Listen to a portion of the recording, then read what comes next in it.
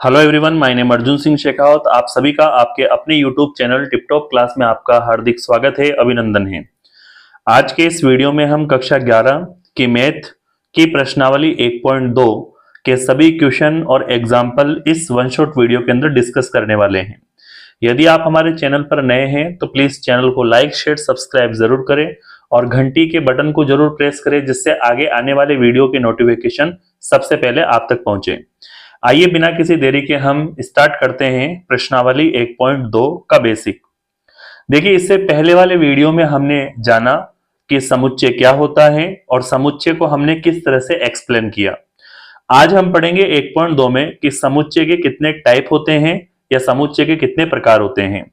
समुच्चय के प्रकार में सबसे पहले नंबर वाले प्रकार की तरफ आते हैं, जिसका नाम है रिक्त समुच्चय। रिक्त समुच्चय किसे कहते हैं? समुच्चय जिसमें एक भी अवयव नहीं होता है उसे हम रिक्त समुच्चय कहते हैं। मतलब ऐसा समुच्चय होगा जिसके अंदर अवयवों की संख्या 0 होगी, उसे हम रिक्त समुच्चय नाम देंगे। रिक्त समुच्चय को दूसरे समुच्चय के नाम से भी जाना जाता है। रिक्त समुच्चय शून्य समुच्चय के बराबर होता है। रिक्त समुच्चय को दर्शाने के लिए इस प्रकार के चिन्ह, जिसे हम कहते हैं फाई, रिक्त समुच्चय को हम इस चिन्ह से दर्शाते हैं, जिसे हम फाई कहते हैं, और फाई को हम इस तरह से लिखते हैं। यदि ऐसा भी अगर हमें रिक्त समुच्चय को नहीं दर्शाना हो तो हम मजला ब्रैकेट बनाकर उसमें किसी भी प्रकार के अवयव को नहीं लिखेंगे, तब भी वह रिक्त समुच्चय कहलाएगा। रिक्त समुच्चय की परिभाषा के बाद अब हमें सीखना है कि हम रिक्त समुच्चय को एक उदाहरण से कैसे एक्सप्लेन कर सकते हैं। तो मैंने यहाँ पे एक उदाहरण लिया है। ए हमें कोई एक समुच्चय दे रखा है जिसमें x इस तरह से परिभाषित है कि उसका मान 1 से तो बड़ा है लेकिन 2 से छोटा है, जहां x एक प्राकृत संख्या है। जरा सोचो, x का कोई ऐसा मान जो 1 से तो बड़ा हो लेकिन 2 से छोटा हो, तो हम कहेंगे प्राकृत संख्या में 1 से बड़ी तो 2 ही होती है और 2 से छोटी 1 होती है। तो यहां पर हम 1 से बड़ी देखते हैं तो 2, जबकि ये 2 से छोटी लेने के लिए कहता है तो 1। न तो ये 1 लेने के लिए बोल रहा है, न 2 लेने के लिए बोल रहा है, न उनसे छोटी लेने के लिए बोल रहा है, न इनसे बड़ी लेने के लिए बोल रहा है। तो मैं कहूंगा कि इसमें कोई भी अवयव नहीं होगा। तो यहां पर जो ए समुच्चय हमें दे रखा है वह रिक्त समुच्चय है, वह शून्य समुच्चय है, जिसको हम फाई से या फिर इस ए को हम इस प्रकार के मजला कोष्ठक के द्वारा भी लिख सकते हैं। एक उदाहरण और हम समझते हैं यहां पे। जैसे मान लेते हैं ए कोई एक समुच्चय है और यह समुच्चय दे रखा है सप्ताह में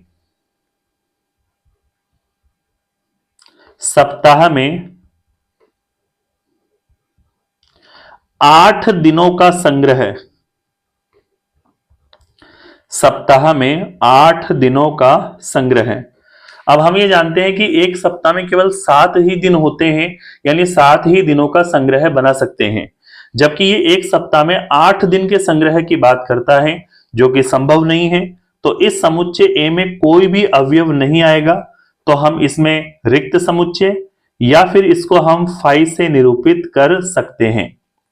ठीक है, इस तरह से समुच्चय का पहला प्रकार समझते हैं कि रिक्त समुच्चय क्या होता है और इसको किस सिंबल में लिखा जाता है और इसका एक उदाहरण क्या है। आगे बढ़ते हैं समुच्चय के अगले प्रकार की ओर। सेकंड हमें दे रखा है परिमित समुच्चय। परिमित समुच्चय की परिभाषा क्या है? वह समुच्चय जिसमें अवयवों की संख्या सीमित हो उसे हम परिमित समुच्चय कहते हैं। मतलब ऐसा समुच्चय जिसमें अवयव क्या हो? फिक्स हो। यानी 5 अगर अवयव दे रखे हैं तो 5 से ज्यादा या 5 से कम नहीं रहेंगे। 10 अवयव दे रखे हैं तो 10 से ज्यादा या 10 से कम नहीं लेना है। तो इसका मतलब अवयवों की संख्या क्या कर रहा है? फिक्स। और जिस समुच्चय में अवयवों की संख्या अगर फिक्स हो जाती है तो उस समुच्चय को हम परिमित समुच्चय नाम देते हैं। एक उदाहरण से समझते हैं। एक हमें समुच्चय दे रखा है ए, जिसमें अवयव 1 2 3 4 तक दिए गए हैं। तो मैं कह सकता हूं इसमें अवयवों की फिक्स संख्या कितनी हो गई? 4। यानी इसमें अवयव कितने हैं? 4। तो मैं कह सकता हूं अवयवों की संख्या सीमित होने के कारण इस ए समुच्चय को हम परिमित समुच्चय नाम देते हैं। ठीक है, ऐसा एक और एग्जाम्पल हम ले सकते हैं। एग्जाम्पल है जो हमने पहले एग्जाम्पल लिया था रिक्त समुच्चय का, उसको थोड़ा सही करके परिमित समुच्चय बनाते हैं।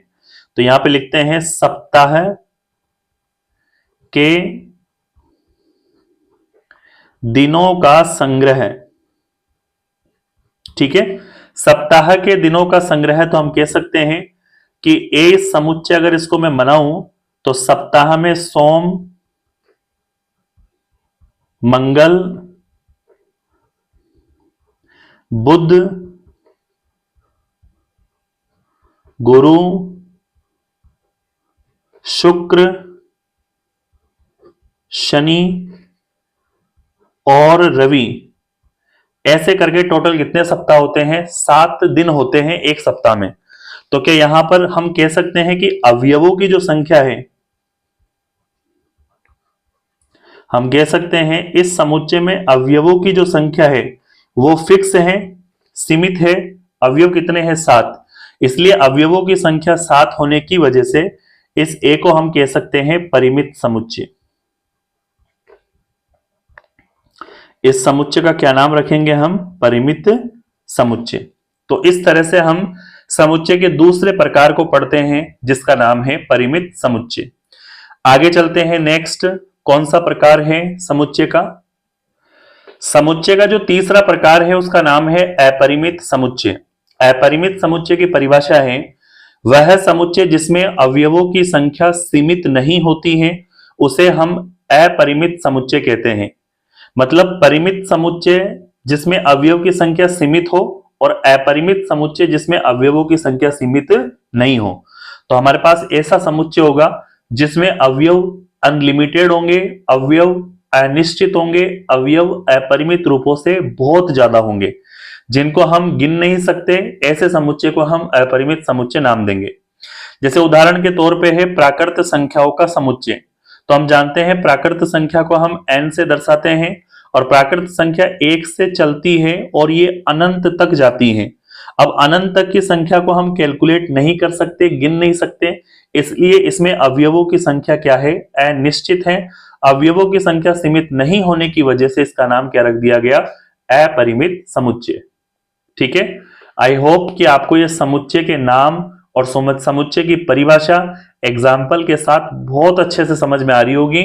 जब हम इन्हीं के बेस्ड क्वेश्चन करेंगे, इन्हीं पर आधारित प्रश्न करेंगे, तो हमें क्वेश्चन बहुत ही इजी तरीके से समझ में आएगा। ठीक है, फिर भी अगर कोई डाउट आपको लगता है तो वीडियो रिपीट करके जरूर देखना है। ठीक है, आगे बढ़ते हैं इसके क्वेश्चन नंबर 4 की ओर, समुच्चय के प्रकार नंबर 4 की ओर। चौथे नंबर का जो समुच्चय में दे रखा है वो है इक्वल सेट यानी समान समुच्चय। समान समुच्चय किसे कहते हैं? वह समुच्चय जिसमें अवयवों की संख्या व अवयव दोनों ही समान हो उसे समान समुच्चय कहा जाता है। मतलब हमें ऐसे दो अलग अलग समुच्चय दिए जाएंगे जिनमें गिनने पर अवयवों की संख्या भी समान होगी और अवयव भी समान होगा। ऐसे समुच्चय को हम समान समुच्चय के नाम से जानेंगे। उदाहरण के तौर पे हम देखते हैं हमारे पास एक समुच्चय ए है जिसमें अवयव 1, 3, 3, 4, 5 हमें दे रखा है और बी हमें दे रखा है 3, 2, 5, 1, 4 दे रखा है। इस वाले 3 को मैं 2 बना देता हूं जिसकी सहायता से हम समान समुच्चय को सीख पाएंगे। आप चेक करना इसमें अवयव कितने हैं? 1, 2, 3, 4, 5 और इसमें अवयव कितने हैं? 1, 2, 3, 4, 5। हम कह सकते हैं दोनों ही समुच्चय में नंबर ऑफ एलिमेंट यानी अवयवों की संख्या जो है ए में हो चाहे अवयवों की संख्या इस बी में हो, इन दोनों में अवयवों की संख्या में कितनी दे रखी है? 5। ठीक है, और 1 इसमें है तो वही 1 इसमें है, 2 इसमें है तो वही 2 इसमें है, 3 इसमें है, 4 भी इसमें है और 5 भी इसमें है। तो इसका मतलब मैं कह सकता हूं जो पहले समुच्चय ए में 1 है वह इस बी में बिलोंग करता है, जो 2 है वह भी बी में बिलोंग करता है, जो 3 है वह भी बी में बिलोंग करता है, जो 4 है वह भी बी में बिलोंग करता है, जो 5 है वह भी बी में बिलोंग करता है। मैं इस तरह से समझा रहा हूं कि आगे क्वेश्चनों में हम इस पैटर्न को यूज करेंगे और आपको एग्जाम कॉपी में भी इसी तरह से अपने आंसर को लिख कर आना है।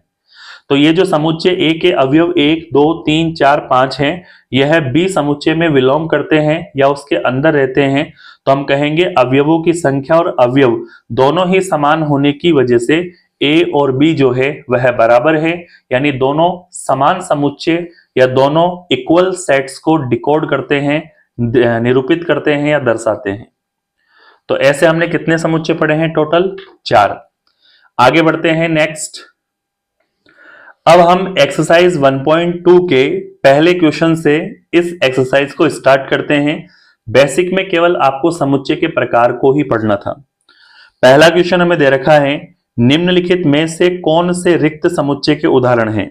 अब हमें क्या करना है, कुछ समुच्चय दे रखे हैं, उनसे पढ़कर ये जानकारी लेनी है क्या उनमें कोई भी अवयव है या नहीं है। अगर उनमें कोई भी अवयव नहीं बनता है तो हम कहेंगे वह रिक्त समुच्चय है। अगर कोई एक अवयव भी आ जाता है तो वह रिक्त समुच्चय नहीं है। ऐसा हमें क्वेश्चन नंबर 1 को सॉल्व करके बताना है। इसका फर्स्ट क्वेश्चन हमें दे रखा है, 2 से भाज्य विषम प्राकृत संख्याओं का समुच्चय। तो आप प्रश्न को समझना कि जो 2 से भाज्य होगा वो कभी विषम संख्या नहीं होगी। 2 से भाज्य होने वाली संख्या क्या होती है? सम संख्या। तो 2 से भाज्य हम विषम संख्या निकाल ही नहीं सकते। तो इसका मतलब अगर मैं इसे समुच्चय ए नाम देता हूं तो इसमें एक भी अवयव नहीं आएगा। हम कह सकते हैं यह फाई समुच्चय है, यानी रिक्त समुच्चय है। तो यहां पे लिखते हैं, अतः यह एक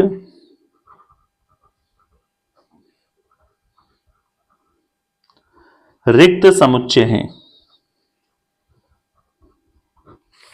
ठीक है, यहां तक। आगे बढ़ते हैं इसके सेकंड क्वेश्चन की ओर। सेकंड क्वेश्चन हमें दे रखा है, सम अभाज्य संख्याओं का समुच्चय। मान लेते हैं मैं इसे बी समुच्चय नाम देता हूं और हमें सम संख्या लेनी है, लेकिन वो सम संख्या लेनी है जो भाज्य हो। तो केवल एक ही ऐसी संख्या है सम संख्या जो भाज्य संख्या है, वो है 2। तो क्या इस कथन को पढ़कर इसको समुच्चय में अगर हम निर्मित करें तो उसमें अवयव की संख्या हमें प्राप्त होती है, कोई ना कोई अवयव हमें प्राप्त होता है, तो हम इसे रिक्त समुच्चय नहीं कह सकते। तो हम यहां पे क्या लिखेंगे, अतः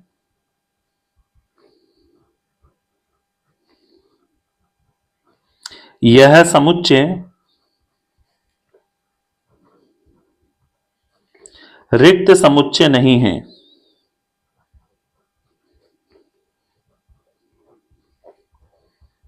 अतः यह समुच्चय एक रिक्त समुच्चय नहीं है। आगे बढ़ते हैं इसके नेक्स्ट क्वेश्चन की ओर। तीसरा हमें दे रखा है इसका, x एक समुच्चय है, इस तरह से परिभाषित है कि x एक प्राकृत संख्या है और जिसका मान x दे रखा है 5 से छोटा और x दे रखा है 7 से बड़ा।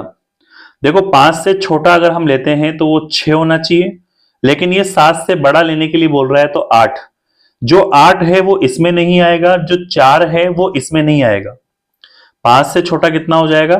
4, और 7 से बड़ा कितना हो जाएगा? 8। तो 8 इसमें नहीं आएगा और 4 इसमें नहीं आएगा। तो ये दोनों ही एक दूसरे के मान को अपने अंदर नहीं दर्शाते हैं। तो इसका मतलब इस समुच्चय को पढ़ने के बाद इसमें कोई भी अवयव नहीं आता है, तो हम इस समुच्चय को एक रिक्त समुच्चय कह सकते हैं। तो क्या लिखेंगे इसके अंदर? यहां पे लिखेंगे, अगर मैं इसे नाम देता हूं ए, तो इसे हम इस तरह से या फाई के रूप में लिख सकते हैं। अतः यह एक रिक्त समुच्चय है। किसके रूप में लिखा जा सकता है? रिक्त समुच्चय के रूप में लिखा जा सकता है। ठीक है, अब इसके हम फोर्थ क्वेश्चन की ओर चलते हैं।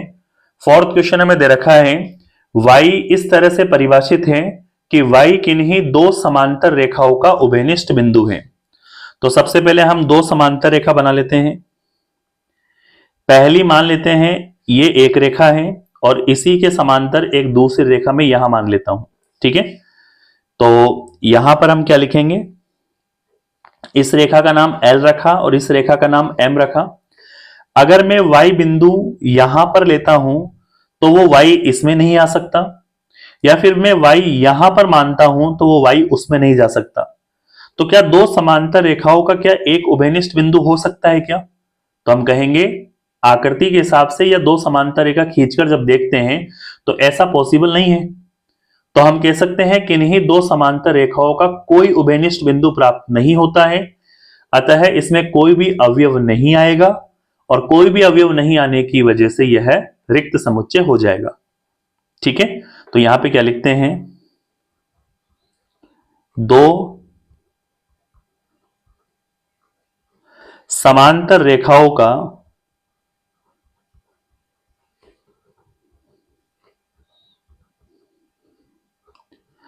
कोई भी उभयनिष्ठ बिंदु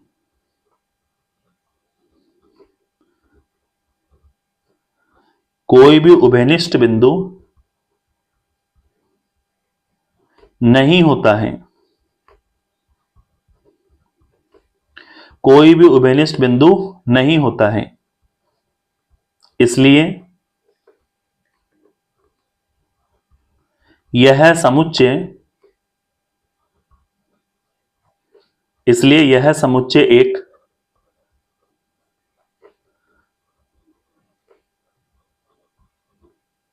रिक्त समुच्चय होगा।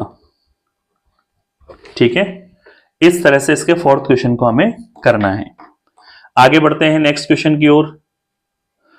क्वेश्चन नंबर सेकंड हमें दे रखा है, निम्नलिखित समुच्चय में से कौन परिमित है और कौन अपरिमित है, हमें बताना है।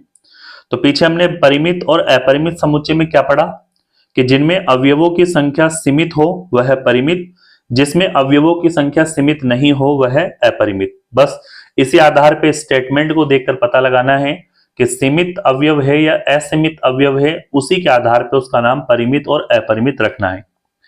पहले नंबर पे हमें दे रखा है वर्ष के महीनों का समुच्चय।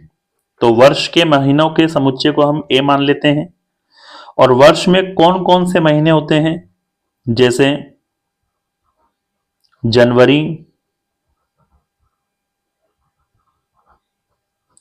फरवरी,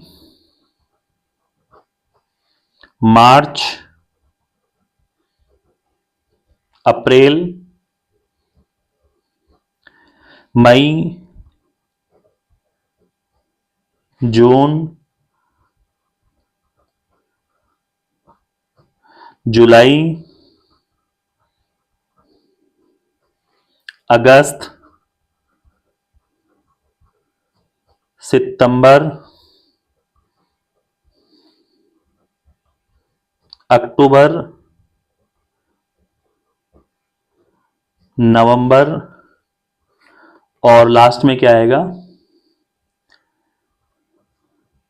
दिसंबर। तो हम कहेंगे कि जो वर्ष के महीनों का समुच्चय होता है उसमें अवयव जनवरी से दिसंबर तक एक सीमित अवयव होते हैं। यहां पे अगर मैं अवयवों की संख्या की बात करूं, अगर यहां पे हम अवयवों की संख्या देखते हैं तो अवयवों की सीमित संख्या कितनी है, 12। अवयवों की सीमित संख्या दर्शाती है परिमित समुच्चय को, इसलिए यह कथन या समुच्चय का संग्रह है क्या कहलाएगा, परिमित समुच्चय। तो हम क्या लिखते हैं, इस समुच्चय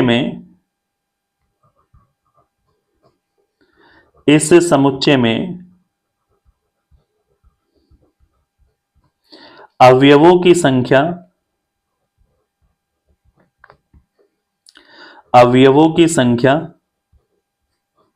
सीमित है,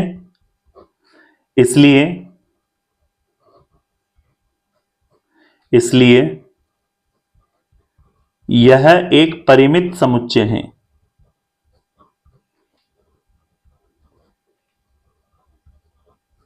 इसलिए एक परिमित समुच्चय है।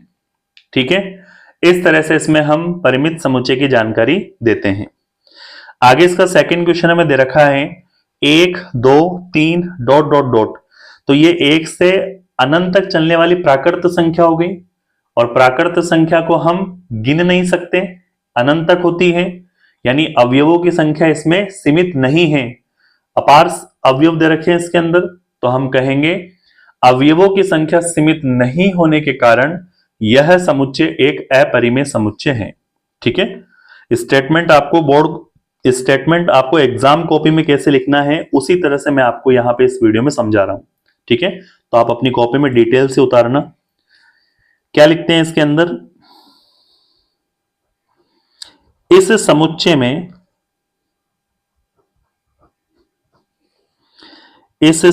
में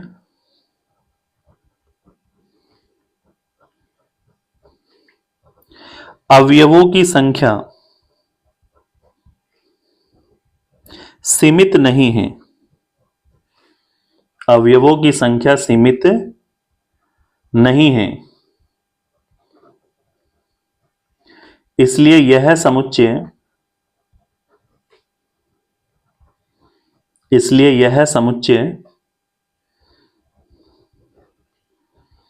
अपरिमित समुच्चय है।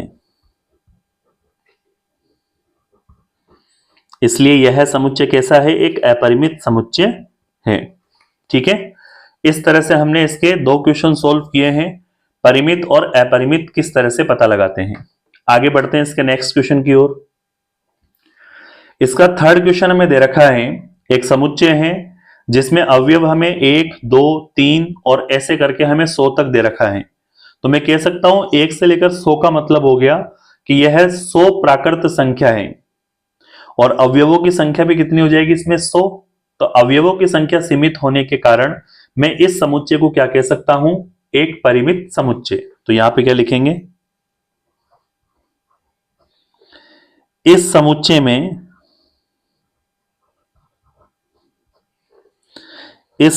में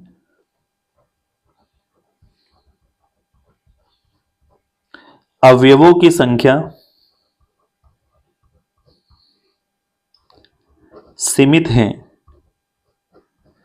इस समुच्चय में अवयवों की संख्या क्या है? सीमित है। यानी अवयव कितने हैं इसमें? 100। 1 से लेकर 100 तक की संख्या है, यानी 100 अवयव है। अतः यह एक परिमित समुच्चय है। अतः यह एक परिमित समुच्चय है। ठीक है, आगे बढ़ते हैं इसके फोर्थ नंबर पे। फोर्थ नंबर में हमें दे रखा है 100 से बड़े धन पूर्णांकों का समुच्चय। मान लेते हैं ए ये समुच्चय है और 100 से बड़े धन पूर्णांक लेते हैं। तो 100 से बड़े 101, 102, 103 और 100 से बड़े हैं तो ये अनंत तक चलेंगे। तो हम कह सकते हैं इसमें अवयव की जो संख्या है वह सीमित नहीं है, अनंत तक अवयव चलते रहेंगे। इसलिए यह समुच्चय जो है वह एक अपरिमित समुच्चय है। तो क्या लिखते हैं? इस समुच्चय में अवयवों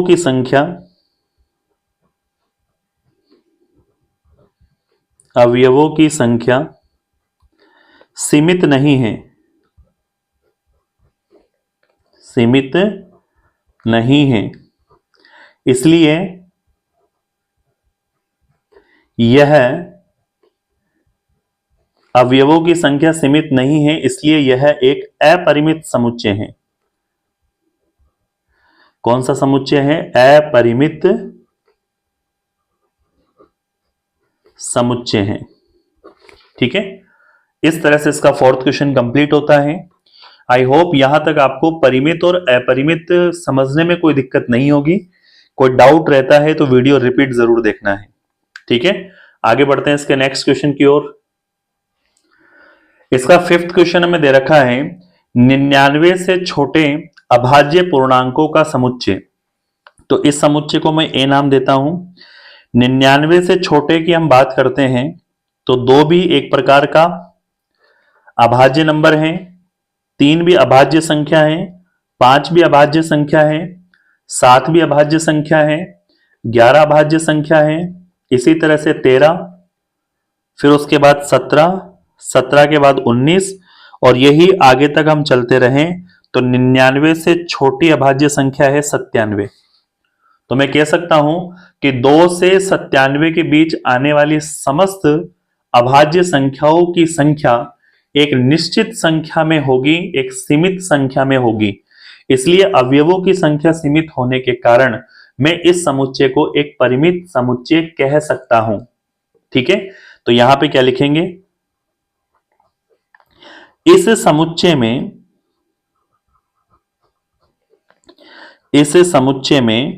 अवयवों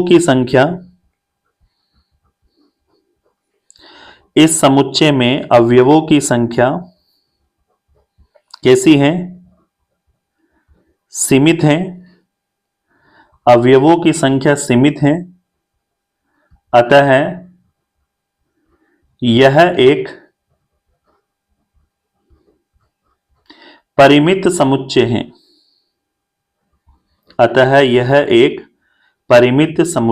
है। ठीक है। अब हम बढ़ते हैं इसके नेक्स्ट क्वेश्चन नंबर 3 की ओर।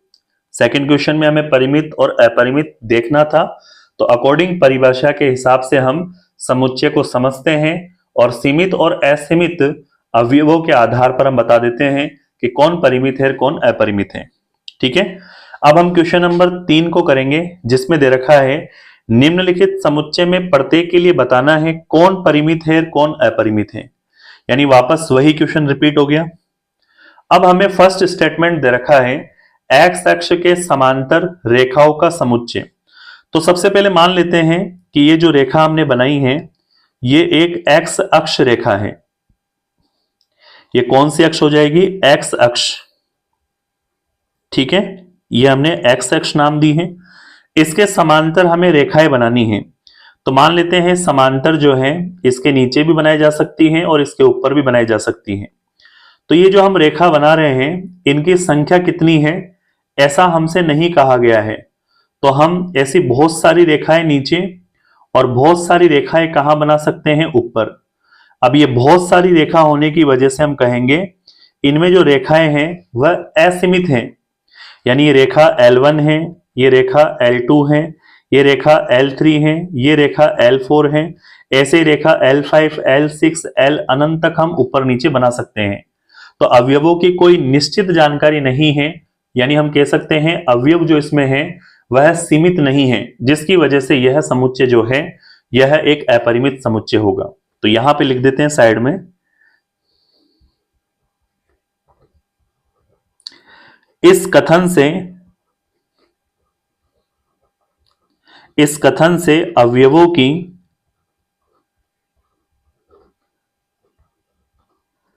सीमित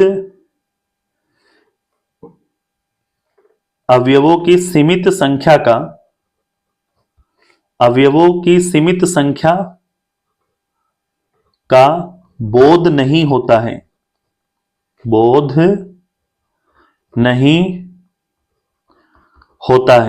ठीक है। इसलिए क्या लिखेंगे यहां पे? इसलिए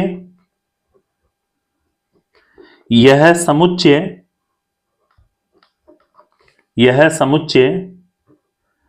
एक अपरिमित समुच्चय है। यह समुच्चय एक अपरिमित समुच्चय है। ठीक है। इस तरह से क्वेश्चन नंबर 3 का फर्स्ट, इसमें भी हमें परिमित अपरिमित देखना था। आगे बढ़ते हैं इसके नेक्स्ट क्वेश्चन की ओर। सेकंड क्वेश्चन हमें दे रखा है अंग्रेजी वर्णमाला के अक्षरों का समुच्चय। मान लेते हैं ये समुच्चय कोई ए है। अंग्रेजी वर्णमाला का मतलब है हमें लेटर लेने हैं ए बी सी, और ये हम लेटर कहां तक लेंगे? जेड तक। तो अंग्रेजी वर्णमाला में टोटल 26 अक्षर होते हैं। 26 अक्षर यानी अवयवों की संख्या सीमित होती है, और ये सीमित अवयवों की संख्या इस समुच्चय के परिमित होने की जानकारी हमें देती है। ठीक है, इसमें लिखते हैं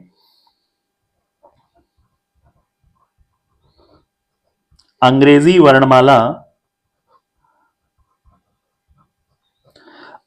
वर्णमाला के अक्षरों की संख्या ये होती है 26।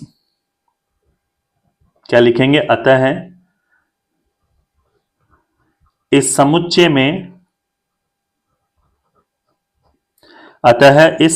में अवयवों की संख्या क्या है? सीमित है। इसलिए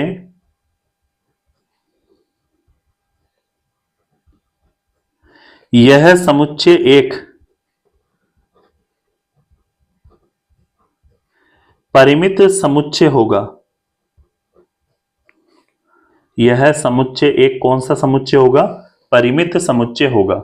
ठीक है, आगे बढ़ते हैं इसके थर्ड क्वेश्चन की ओर। थर्ड क्वेश्चन हमें दे रखा है उन संख्याओं का समुच्चय जो 5 के गुणज हो। मतलब हमें वो संख्या लेनी है जो 5 का गुणज हो या 5 का उसमें भाग चला जाए। तो शुरुआती संख्या कितनी हो गई? 5, 10, 15, 20, 25 और ये संख्या आगे तक धनात्मक रूप में चलती रहेगी। तो क्या इन संख्याओं को देखकर हमें लगता है क्या अवयवों की संख्या सीमित होगी? तो हम कहेंगे नहीं, इसमें अवयवों की संख्या सीमित नहीं होने की वजह से इसे हम परिमित समुच्चय नाम नहीं देंगे, इसे हम अपरिमित समुच्चय नाम देंगे। तो क्या लिखते हैं?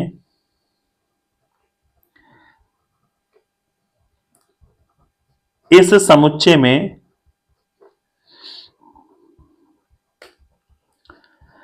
अवयवों की संख्या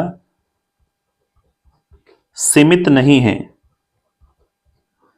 अवयवों की संख्या सीमित नहीं है, इसलिए यह अपरिमित समुच्चय है। इसलिए यह कौन सा समुच्चय है? अपरिमित समुच्चय है। ठीक है, इस तरह से इसका थर्ड क्वेश्चन हमें करना था। आगे बढ़ते हैं नेक्स्ट क्वेश्चन की ओर। चौथे नंबर का क्वेश्चन हमें दे रखा है पृथ्वी पर रहने वाले जानवरों का समुच्चय। तो हम कहेंगे पृथ्वी पर रहने वाले जानवरों की संख्या या उनकी तादाद बहुत ही अधिक मात्रा में है, जिनको गिनना अभी तक मुश्किल ही हुआ है। यानी हम उन संख्या को निश्चित संख्या नहीं दे सकते।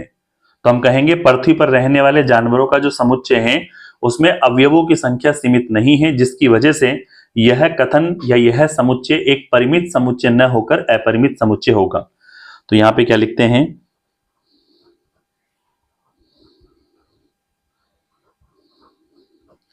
इस समुच्चय में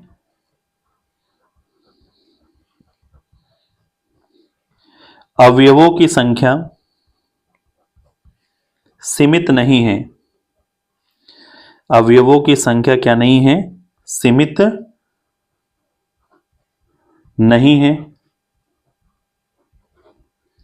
इसलिए यह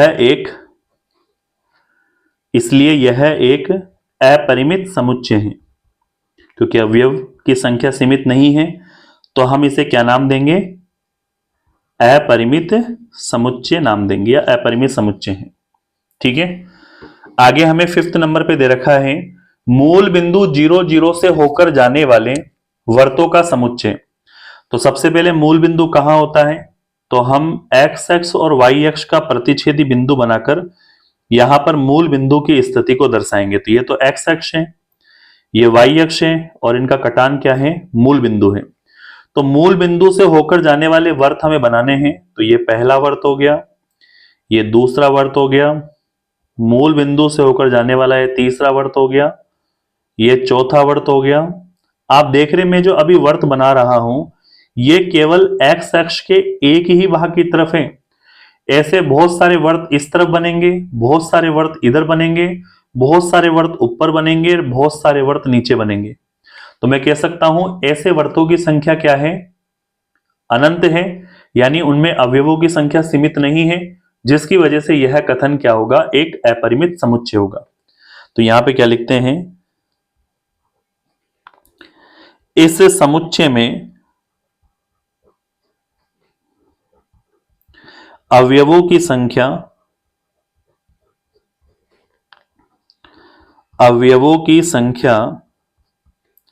सीमित नहीं है। अवयवों की संख्या सीमित नहीं है, इसलिए यह अपरिमित समुच्चय है। कौन सा समुच्चय होगा? यह अपरिमित समुच्चय हैं। ठीक है, इस तरह से इसके 5 क्वेश्चन में हमें परिमित और अपरिमित की जानकारी देनी थी। आगे बढ़ते हैं इसके नेक्स्ट क्वेश्चन की ओर। क्वेश्चन नंबर 4 हमें दे रखा है, निम्नलिखित में बताइए कि ए और बी ये दोनों समुच्चय बराबर है या नहीं है। अब बराबर समुच्चय यानी समान समुच्चय की मैंने परिभाषा क्या बताई थी आपको, कि जिनमें अवयवों की संख्या और अवयव दोनों ही बराबर हो उसे हम समान समुच्चय कहते हैं। अब यहां पे एक समुच्चय दे रखा है ए, जिसमें अवयव है ए बी सी डी। दूसरा समुच्चय दे रखा है बी, जिसमें अवयव है यहां पे डी सी बी ए। तो हम कहेंगे नंबर ऑफ ए, यानी ए में या ए समुच्चय में अवयवों की संख्या कितनी है 4, और यहां नंबर ऑफ बी यानी बी समुच्चय में अवयवों की संख्या कितनी है 4। तो हम कह सकते हैं number of A equals to number of B, दोनों में अवयवों की संख्या कितनी है 4 4 यानी बराबर है। हम देखते हैं ए समुच्चय में अवयव दे रखा है ए और बी समुच्चय में भी अवयव दे रखा है ए। तो इसका मतलब ए जो है समुच्चय ए का, यह बिलोंग्स टू यानी किस में रहता है बी में।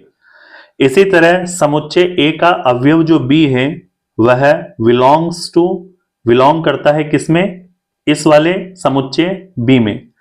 इसी तरह समुच्चय ए का जो अवयव सी दे रखा है वह बिलोंग करता है बी समुच्चय में। और इसी तरह समुच्चय ए का अवयव जो डी दे रखा है वह बिलोंग करता है समुच्चय बी में, यानी यहां पे डी दे रखा है। तो हम ये कह सकते हैं कि अवयवों की संख्या भी बराबर है और अवयव भी बराबर है। तो हम कह सकते हैं कि जो ए समुच्चय है वह बी समुच्चय के बराबर है। ठीक है, इसी तरह हम सेकंड क्वेश्चन की ओर बढ़ते हैं। सेकंड क्वेश्चन में हमें समुच्चय ए में जो अवयव दे रखे हैं वो 4 8 12 16 है। तो अगर मैं नंबर ऑफ ए यानी ए समुच्चय के अवयव हम निकालें तो ए समुच्चय के अवयव कितने बनेंगे यहाँ पे 4। इसी तरह नंबर ऑफ बी यानी बी समुच्चय के मैं अवयव निकालूं तो ये भी कितने बनेंगे 8 4 16 18 4। तो हम कह सकते हैं नंबर ऑफ ए और नंबर ऑफ बी यानी दोनों समुच्चय में अवयवों की संख्या 4 बराबर दे रखी है। लेकिन अवयव की बात करें, अवयव भी बराबर होने चाहिए। 4 इसमें है, इसमें भी है, 8 इसमें है, इसमें भी है, 12 इसमें है लेकिन इसमें नहीं है। अगर एक ही मना हो जाए तो फिर वो बराबर या समान समुच्चय नहीं होंगे। तो हम क्या लिखेंगे, जो 12 अवयव ए का है वह बिलोंग नहीं करता है बी में, नहीं करता है तो काट देंगे। इस आधार पर समुच्चय की संख्या तो बराबर है लेकिन अवयव बराबर नहीं है, इसलिए ए जो समुच्चय है वो बराबर नहीं होगा बी के। ठीक है, इस तरह से होने और नहीं होने की जानकारी हमें देनी थी। आगे बढ़ते हैं इसके नेक्स्ट भाग की ओर।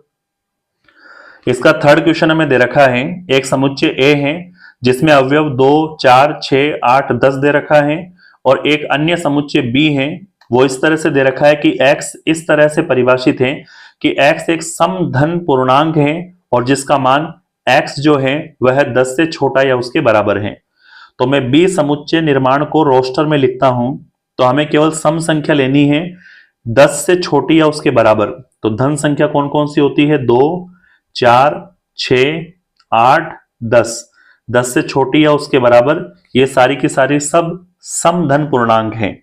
ठीक है, अब हम समुच्चय ए और बी के रोस्टर की तुलना करते हैं। तो यहां पे नंबर ऑफ ए निकालें तो नंबर ऑफ ए 1 2 3 4 5 है और यहां पर नंबर ऑफ बी निकालें यानी बी में अवयवों की संख्या 1 2 3 4 5 है। तो हम कह सकते हैं नंबर ऑफ ए यानी समुच्चय ए और समुच्चय बी में अवयवों की संख्या समान है, कितनी है 5 5। सेकंड नंबर हम देखते हैं, जो 2 इसमें है वही 2 इसमें है, 4 इसमें भी है, इसमें भी है, 6 इसमें भी है, 8 इसमें भी है और 10 इसमें भी है। तो यहां पे मैं लिख सकता हूं समुच्चय ए का अवयव 2 विलोम करता है बी में, 4 विलोम करता है बी में, 6 विलोम करता है बी में, 8 विलोम करता है बी में और 10 विलोम करता है बी में।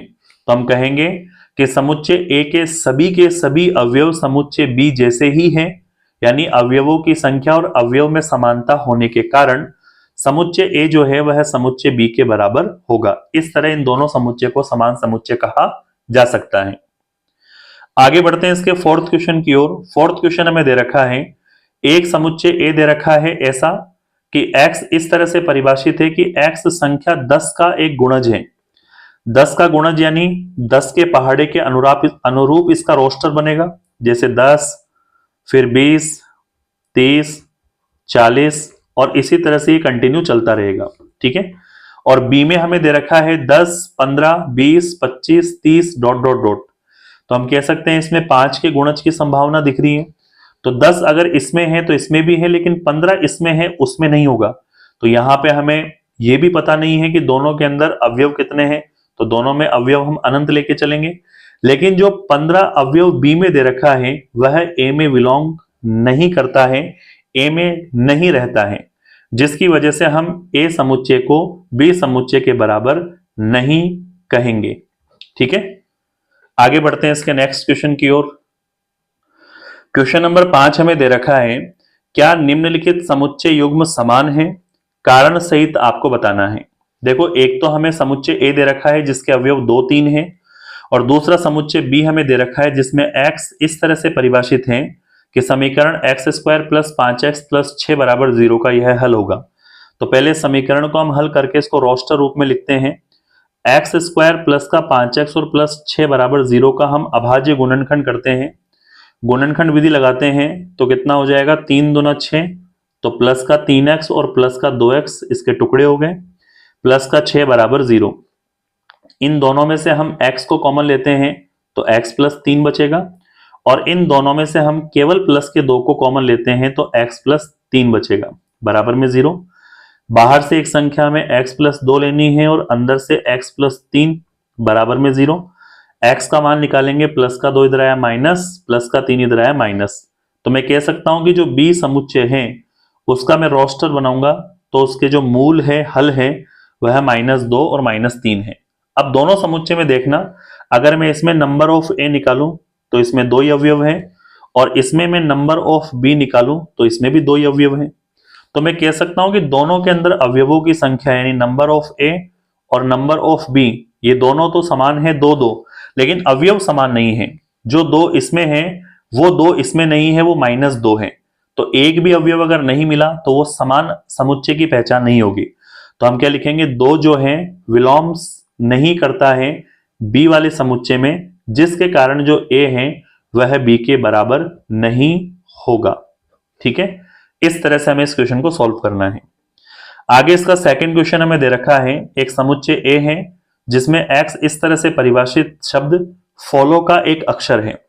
तो ये जो शब्द हमें दे रखा है इसका रोस्टर बना लेते हैं।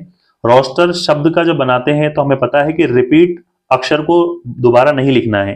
तो हम f को लिखेंगे, उसके बाद o को लिखेंगे, उसके बाद l को लिखेंगे, उसके बाद o को l को नहीं लिखेंगे, सीधा w को लिखेंगे, रिपीट नहीं लेना है। तो इसमें अगर मैं नंबर ऑफ a निकालूं, अवयवों की संख्या, तो ये अवयव कितने हैं, टोटल 4। इसी तरह यहाँ पे b जो समुच्चय है उसमें y इस तरह से परिभाषित है कि y शब्द वॉल्फ का एक अक्षर है। अगर मैं इसका रोस्टर बनाऊं तो वॉल्फ में एक तो w है, एक o है, एक l है और एक f है। रिपीट इसमें कोई नहीं हो रहा, तो इसका मतलब इसमें नंबर ऑफ b यानी अवयवों की संख्या हम देखें तो कितनी है, 4। अब यहाँ पे चेक करना है कि अवयवों की संख्या यानी नंबर ऑफ a और नंबर ऑफ b ये तो हमें बराबर दिखाई दे रहे हैं 4, लेकिन इनमें अवयव बराबर है क्या, वो चेक करना है। देखो f जो है वो इसमें मैच कर रहा है, o इसमें भी बिलोंग्स है, l इसमें भी है और w इसमें भी है। तो मैं कह सकता हूं f जो है वह रहता है b में, o रहता है b में, l जो है वह भी रहता है b में, और बचा हुआ w जो है वो भी रहता है b में। तो अवयवों की संख्या और अवयव दोनों समान होने के कारण a जो समुच्चय है वह b समुच्चय के बराबर होगा, ऐसा हमने सेकंड के अंदर पढ़ा है। आगे बढ़ते हैं इसके नेक्स्ट क्वेश्चन की ओर। क्वेश्चन नंबर 6 हमें दे रखा है, नीचे दिए हुए समुच्चयों में से हमें समान समुच्चयों का चयन करना है। मतलब हमें A B C D E F G H, ये टोटल हमें 8 समुच्चय दे रखे हैं। हमें ये बताना है कि इनमें कौन सा समुच्चय किस समुच्चय के समान हो सकता है। तो सबसे पहले हम ए समुच्चय की जो तुलना है वह बी के साथ, वापस ए की जो तुलना है वह सी के साथ, ए की जो तुलना है वह डी के साथ, ए की जो तुलना है वह ई के साथ, ए समुच्चय की जो तुलना है वह एफ के साथ, ए समुच्चय की जो तुलना है वह जी के साथ, और ए समुच्चय की जो तुलना है पहले एच के साथ करके देखते हैं। तो पता चल जाएगा कि इनमें से ए किसके साथ समान समुच्चय बनाता है या नहीं। तो सबसे पहले आप चेक करेंगे कि ए में 2 4 8 12 दे रखा है, तो इसमें भी नहीं, जैसे इसमें नहीं है, इसमें भी नहीं है, इसमें भी नहीं है, इसमें भी नहीं है, इसमें भी नहीं है, इसमें भी नहीं है और इसमें भी नहीं है। तो ये जो ए है वह किसी के भी साथ समान समुच्चय नहीं बनाएगा। तो ये ए का काम कंप्लीट हुआ। ढूंढना है कौन होगा। अब हम बढ़ते हैं बी की ओर। तो बी की तुलना सी से, डी से, ई से, एफ से, जी से और एच से करने वाले हैं। तो चेक करो बी की तुलना हम करते हैं किससे, ये रहा बी। बी की तुलना हम करते हैं सी से, तो इसमें हमें जो अवयव नजर आ रहे हैं वो इसमें नजर नहीं आ रहे, इसके अवयव इसमें नजर आ रहे हैं क्या, देखना एक बार। 1 1 के बराबर है, 2 2 के बराबर है, 3 3 के बराबर है, 4 4 के बराबर है। तो बी डी के बराबर है, बी सी के बराबर नहीं है, लेकिन बी जो है वो डी के बराबर है। तो पहला युग्म हमने पहचान लिया कि बी और डी आपस में क्या है, समान है। अवयव भी 4 हैं और अवयव भी समान है। ई के साथ, एफ के साथ, जी के साथ और एच के साथ तो वैसे नहीं होगा क्योंकि इनमें 2 2 अवयव है और उसमें 4 अवयव हैं। तो बाकी के साथ हम क्या करते हैं, बराबर नहीं का संबंध ले लेते हैं। ठीक है। बी के बाद में इसी तरह से हम सी का संबंध निकालेंगे आगे वाले के साथ। सी का डी, ई, एफ, जी और एच के साथ हमें संबंध देखना है। तो सी में जो अवयव है वो कितने हैं, 4 8 12 14। तो इसमें नहीं है और बाकी में तो हो भी नहीं सकते क्योंकि 2 2 अवयव हैं। तो सी का किसी के साथ, सी का किसी भी और समुच्चय के साथ समान समुच्चय नहीं होगा या समान समुच्चय का संबंध नहीं होगा। अब सी के बाद हम डी का नंबर लेते हैं। डी का आगे वाले ई के साथ ही, ई, एफ, जी और एच के साथ संबंध देखते हैं। तो सबसे पहले अपन डी का, डी में कितने अवयव दे रखे हैं, 4 अवयव हैं और बाकी आगे वाले में किसी में भी 4 अवयव नहीं है, तो किसी का भी संबंध इसके साथ नहीं होगा। तो ये डी जो है वह किसी भी समुच्चय के साथ समान समुच्चय नहीं रखेगा। डी के बाद में हम ई लेते हैं, इसका एफ, जी, एच इनके साथ संबंध देखना है। अब सबसे पहले देखो ई में दे रखा है -1 और 1, जो कि इसमें नहीं है, इसमें नहीं है, लेकिन -1 और 1 जी में है। तो ई का जी के साथ समान संबंध है, ई का जी के साथ समान समुच्चय है, लेकिन बाकी के साथ समान समुच्चय नहीं है। तो does not equal and does not equal. ई के बाद में अगला नंबर है हमारे पास एफ। एफ का हम जी के साथ और एफ का हम एच के साथ संबंध देखते हैं। तो यहां पे देखते हैं एफ में क्या दे रखा है, 0A, जो कि इन दोनों में नहीं है। इसमें 0A के जबकि 0A है, तो नहीं है। तो हम कहेंगे कि एफ का जी के साथ और एफ का एच के साथ समान समुच्चय नहीं है। ठीक है। एफ के बाद में आता है जी और जी का संबंध हमें देखना है सीधा एच में। तो हम जी और एच को देखते हैं, 1 -1 और 0 1 समान अवयव नहीं है। समान अवयव नहीं होने की वजह से दोनों ही समुच्चय बराबर नहीं है। तो केवल इस प्रश्न में अगर हमें समान समुच्चय के युग्म निकालने हैं तो एक तो हो जाएगा बी डी के साथ समान समुच्चय बनाता है और ई जी के साथ समान समुच्चय बनाता है। इस तरह से हमें क्वेश्चन नंबर 6 में 8 समुच्चय में कौन से समान समुच्चय के युग्म है वो इस तरह से छांटने थे। ठीक है। यहां तक कोई दिक्कत, कोई समस्या आई होप नहीं होनी चाहिए।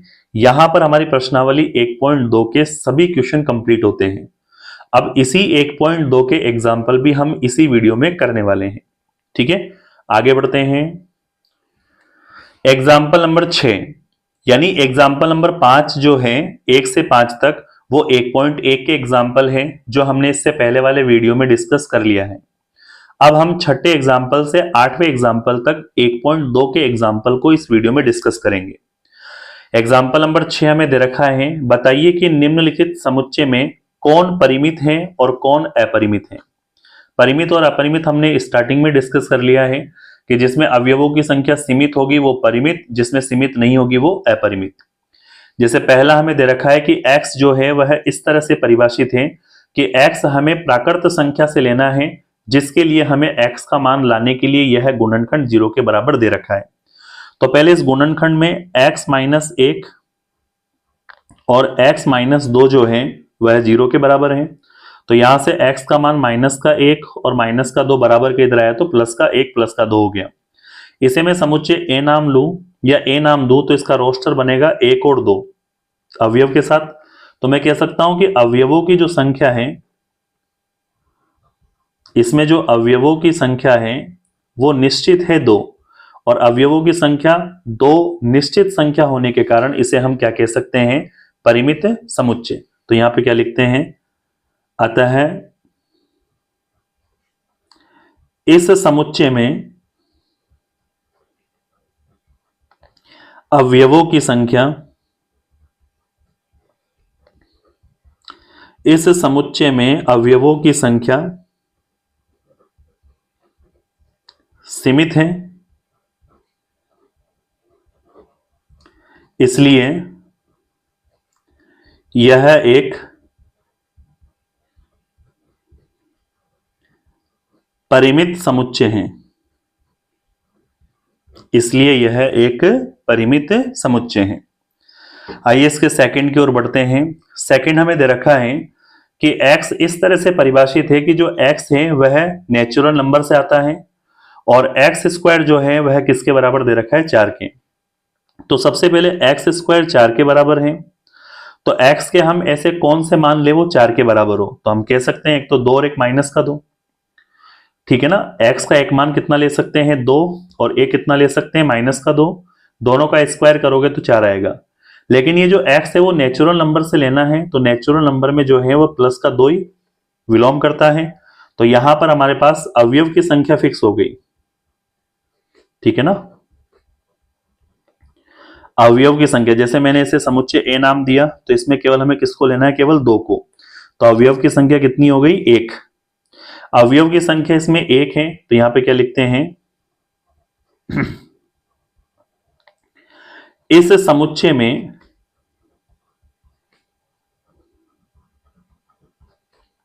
अवयव की संख्या सीमित है। अवयव की संख्या क्या है, सीमित है, इसलिए यह एक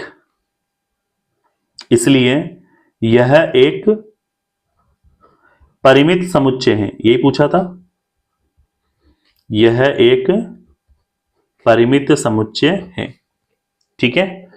आगे बढ़ते हैं इसके थर्ड क्वेश्चन की ओर। इसका थर्ड क्वेश्चन हमें दे रखा है कि x इस तरह से परिभाषित है कि x जो है वह प्राकृत संख्या से आता है जिसका मान 2x माइनस 1 बराबर 0 दे रखा है। तो हम यहां पे क्या लिखेंगे, 2x माइनस 1 बराबर 0 जो है, 2x माइनस का 1 इधर आया तो प्लस का 1 हो गया। x का मान हम निकालते हैं तो इस 1 के बटे में कितना आ जाएगा, 2। अब ये जो 1/2 है वो 0.5, ये जो है यह विलोम नहीं करता है किसमें, प्राकृत संख्या में। तो इसका मतलब हम कह सकते हैं कि इसमें इस समुच्चय को अगर मैं a नाम दूं और इसमें अगर प्राकृत संख्या के आधार पर मान ले तो कोई भी अवयव नहीं आएगा, यानी ये कैसा अवयव हो जाएगा, रिक्त समुच्चय। और रिक्त समुच्चय को हम परिमित समुच्चय नहीं कहते हैं। तो यहां पे क्या लिखते हैं, अतः इस समुच्चय में अवयवों की संख्या, इस समुच्चय में अवयवों की संख्या 0 है, इसलिए इसे परिमित समुच्चय न कहकर, इसे परिमित समुच्चय न कहकर इसे रिक्त समुच्चय कहा जाएगा। इसे रिक्त समुच्चय कहा जाएगा। मतलब हम यहां पे आंसर में कहना चाह रहे हैं कि न तो ये परिमित है न यह अपरिमित है, इसे हम रिक्त समुच्चय कहेंगे। ठीक है।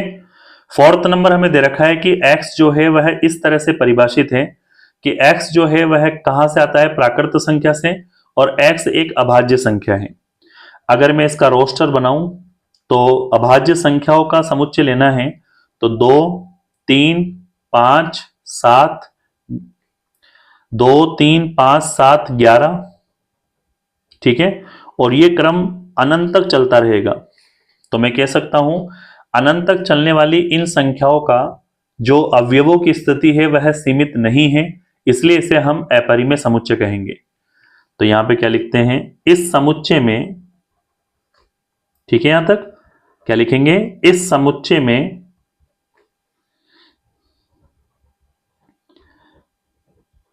अवयवों की संख्या सीमित नहीं है। अवयवों की संख्या सीमित नहीं है,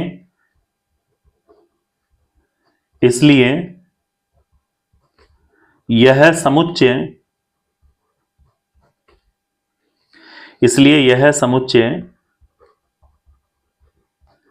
अपरिमित समुच्चय होगा। इसलिए यह समुच्चय अपरिमित समुच्चय होगा। ठीक है। आगे बढ़ते हैं इसके नेक्स्ट क्वेश्चन की ओर। इसका 5वां क्वेश्चन हमें दे रखा है कि x इस तरह से परिभाषित है कि x जो है वो प्राकृत संख्या से आता है और x जो है वह विषम संख्या है। तो हम इसका अगर रोस्टर बनाएं समुच्चय a नाम देकर, तो विषम संख्या में 1, 3, 5, 7, 9 और ये अनंत तक चलेगी। तो हम कह सकते हैं कि इस समुच्चय में अवयवों की संख्या सीमित नहीं है, इसलिए यह समुच्चय एक अपरिमित समुच्चय है। ठीक है। क्या लिखेंगे इसमें, इस समुच्चय में अवयवों की संख्या, इस समुच्चय में अवयवों की संख्या सीमित नहीं है। अवयवों की संख्या सीमित नहीं है, इसलिए यह समुच्चय एक अपरिमित समुच्चय होगा। अपरिमित समुच्चय होगा। ठीक है। इस तरह से एग्जाम्पल नंबर 6 कंप्लीट होता है। नेक्स्ट बढ़ते हैं एग्जाम्पल नंबर 7 की ओर। एग्जाम्पल नंबर 7 हमें दे रखा है, समान समुच्चयों के युग्म छांटिए, यदि कोई ऐसा युग्म है तो कारण भी हमें बताना है। अभी भी ऐसा हमने 1.2 का लास्ट क्वेश्चन नंबर 6 किया था, वैसा ही एग्जाम्पल नंबर 7 है। देखो सबसे पहले एक समुच्चय हमें दे रखा है A, जिसमें अवयव कितने हैं, 0। B जो दे रखा है उसमें हमें अवयव x का जो मान है वह 15 से बड़ा लेना है और x का जो मान है वह 5 से छोटा लेना है। तो 5 से छोटा 4 इस 15 में एडजस्ट नहीं होगा, 15 से बड़ा 16 इस 5 में एडजस्ट या 4 में एडजस्ट नहीं होगा। तो हम कहेंगे कुल मिला के इसका जो रोस्टर बनने वाला है उसमें कोई भी अवयव नहीं होगा, तो वो अवयव कितना हो जाएगा, 0। ठीक है। कोई भी अवयव नहीं होगा इसका मतलब क्या हो जाएगा, रिक्त समुच्चय होगा, ये 5। आगे बात समझ में। उसके बाद यहां पे देखते हैं C जो दे रखा है उसमें x इस तरह से परिभाषित है, वो x - 5 बराबर 0 है। तो इसका अगर मैं रोस्टर लिखूंगा तो कैसे लिखूंगा, माइनस का 5 इधर आया तो प्लस का 5, तो x का केवल एक ही मान आ रहा है, वो कितना आ रहा है, 5। आगे हमें दे रखा है x such that x square बराबर कितना दे रखा है, 25। तो यहां पर हमें x के बारे में सोचना है कि ऐसे दो मान जिसको रखने पर उसका स्क्वायर करे 25 आ जाए। तो 5 का स्क्वायर 25 - 5 का स्क्वायर भी 25, उससे ज्यादा कोई मान नहीं बनेगा। तो इसमें दो मान है, एक तो -5 है और एक +5 है। ये दोनों मान उतार दिए यहां पे। आगे हमें दे रखा है कि x इस तरह से परिभाषित है, समीकरण x² - 2x - 15 बराबर 0 का केवल एक धन पूर्णांक मूल लेना है। तो पहले इसके गुणनखंड करते हैं। x² माइनस के 2x - 15 बराबर 0, गुणनखंड किए तो x² 15 लेने हैं, माइनस का 15, तो तीनों पंजो 15, तो माइनस का कितना प्लस का कितना लेंगे 3x और माइनस का कितना लेंगे 5x, लास्ट में माइनस का 15 बराबर में कितना है 0। आगे वाले में से x कॉमन लेते हैं तो x + 3 बचेगा, पीछे वाले -5 कॉमन लेते हैं तो x + 3 बचेगा, बराबर में कितना आ गया 0। एक बार बाहर वाली संख्या x - 5 और एक बार अंदर वाली संख्या x + 3 बराबर में 0। यहां से x के दो मान -5 इधर आया प्लस का और प्लस का 3 इधर आया तो माइनस का। केवल हमें धन पूर्णांक लेना है तो माइनस को छोड़ देंगे, तो इसका रोस्टर जो बनेगा वो केवल 5, यानी ई जो समुच्चय है हमारे पास यहां पर उसका रोस्टर ऐसे प्राप्त हमने किया है। अब कौन किसके बराबर है वो हम देखते हैं। तो जो ए समुच्चय है उसमें केवल हमें 0 एक अवयव दे रखा है, बाकी 0 किसी में भी नहीं है, तो हम कहेंगे ए किसी के भी साथ समान समुच्चय नहीं बनाएगा। बी जो दे रखा है वह रिक्त समुच्चय है, ए सी डी और ई में कहीं पर भी हमें रिक्त समुच्चय नहीं दे रखा है, तो बी भी किसी के साथ समान समुच्चय नहीं बनाएगा। लेकिन सी समुच्चय में अवयव एक ही दे रखा है वो 5 है, और ई समुच्चय में भी अवयव एक ही दे रखा है वो 5 है, तो मैं कहूंगा कि जो सी वाला है वह किसके बराबर हो जाएगा, ई वाले के बराबर हो जाएगा, क्योंकि नंबर ऑफ सी और नंबर ऑफ ई ये दोनों ही हमें एक दे रखे हैं, दोनों में अवयवों की संख्या 1 है, तथा दोनों में जो अवयव 5 हैं वो ए में भी सी में भी विलोम कर रहा है और वह 5 जो है वह ई में भी विलोम कर रहा है। तो हम सी को किसके बराबर लिख सकते हैं, ई के बराबर। तो ये दिए गए समुच्चय में से केवल एक ही समुच्चय ऐसा है जो आपस में समान समुच्चय को परिभाषित करेगा। इसके अलावा आप डी देख सकते हैं, -5 5 और किसी में भी नहीं है दोनों, और ई हमने ले लिया था कि 5 किसके साथ समान समुच्चय बनाता है, ई के साथ।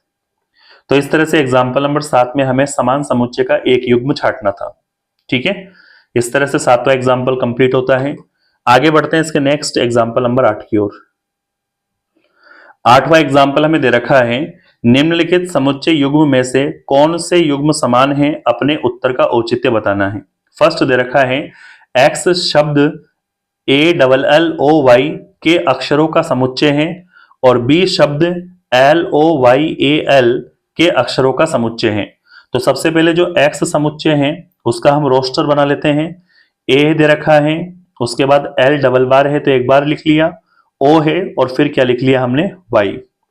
इसी तरह से हमें जो B समुच्चय दे रखा है और उसमें जो अक्षर दे रखे हैं, एक तो L है उसको उतार लिया, O है उसको उतार लिया, Y है उसको उतार लिया, A है उसको उतार लिया, L वापस रिपीट हो रहा है। अब इन दोनों समुच्चय X और B में देखोगे तो 1 2 3 4 1 2 3 4, तो नंबर ऑफ X और नंबर ऑफ B यानी दोनों में अवयवों की संख्या 4 बराबर है। ये A इसमें भी है, L इसमें भी है, O इसमें भी है, Y इसमें भी है। तो मैं कह सकता हूं कि जो A अवयव है वह B में है, L अवयव है B में है, O अवयव जो X का है वह भी B में है और Y अवयव जो X का है वो भी B में विलोम करता है। तो हम कह सकते हैं सभी X के अवयव अगर B में विलोम करते हैं, अवयवों की संख्या बराबर है, तो यहां पे X जो है वह B के क्या हो जाएगा, बराबर हो जाएगा। ठीक है, इसी तरह से सेकंड हमें क्या दे रखा है, A जो हमें एक समुच्चय निर्माण दे रखा है जिसमें n इस तरह से परिभाषित है कि n पूर्णांक से आता है, पूर्णांक का मतलब माइनस प्लस कुछ भी ले सकते हैं, और ये दे रखा है कि n² less than equals to 4, यानी n के स्थान पे आप वो पूर्णांक रख सकते हैं जिसका वर्ग करने पर 4 से छोटा या उसके बराबर आए लेकिन 4 से बड़ा नहीं आना चाहिए। तो सबसे पहले मैं -2 का स्क्वायर करूंगा 4, -1 का स्क्वायर करूंगा 4 से छोटा, 0 का स्क्वायर करूंगा 4 से छोटा, 1 का स्क्वायर करूंगा 4 से छोटा, 2 का स्क्वायर करूंगा 4 से 4 के बराबर, 3 का स्क्वायर करूंगा तो 9 ज्यादा हो जाएगा। तो हमें -2 -1 0 1 2 ये सारे के सारे जो वर्ग हैं वो 4 के बराबर या उससे छोटे आते हैं, मतलब इस समुच्चय निर्माण का रोस्टर उनको लिखा जा सकता है। तो जो समुच्चय ए है उसमें हमारे पास अवयव कौन कौन से आ गए, माइनस का 2, माइनस का 1, 0, 1 और 2। क्या बात समझ में आ गई? तो नंबर ऑफ ए जो है इसके अंदर वो टोटल कितने हो जाएंगे, 5। इसी तरह से बी के अंदर हम देखते हैं एक्स जो है वह इस तरह से रहता है कि एक्स वास्तविक संख्याओं से लेना है रियल नंबर से, और यहाँ x square minus 3x plus 2 बराबर 0 एक समीकरण दे रखा है। तो सबसे पहले हम इस समीकरण को उतारते हैं, एक्स स्क्वायर माइनस का 3x प्लस का 2 बराबर में 0। इसके हम गुणनखंड करेंगे तो एक्स स्क्वायर ये गुणनखंड हो जाएगा माइनस का 2x माइनस का 1x प्लस का 2 बराबर में 0। आगे वाले में से हम x कॉमन लेंगे तो x माइनस 2 बचेगा, और पीछे वाले में से हम केवल 1 कॉमन लेंगे माइनस का तो x माइनस 2 बचेगा बराबर में 0। बाहर वाले नंबर x माइनस 1 को लिख लिया और x माइनस 2 को लिख लिया बराबर में 0। पहले वाले से x का मान निकाला 1, दूसरे वाले से निकाला 2। 1 और 2 दोनों ही क्या है, वास्तविक संख्या है, तो ये बी समुच्चय का रोस्टर अवयव कहलाएंगे 1 और 2। अब आप समुच्चय ए को देख रहे होंगे, इसमें अवयव 1, 2, 3, 4, 5 है, इसमें अवयव केवल 2 है, तो हम कहेंगे नंबर ऑफ ए और नंबर ऑफ बी ये मैच नहीं करने की वजह से इन दोनों को हम समान समुच्चय नहीं कह सकते कि ए जो है वह बी के बराबर नहीं होगा। ठीक है, इस तरह से हमने इस एक्सरसाइज 1.2 में सभी क्वेश्चन और एग्जाम्पल को डिस्कस किया है। यदि ये वीडियो आपके लिए हेल्पफुल है तो प्लीज चैनल को लाइक, शेयर, सब्सक्राइब जरूर करें। नेक्स्ट वीडियो में इसकी आगे वाली एक्सरसाइज करवाऊंगा, तब तक आप इन दोनों वीडियो को अच्छे से तैयार कर लें और चैनल को जरूर सब्सक्राइब करें।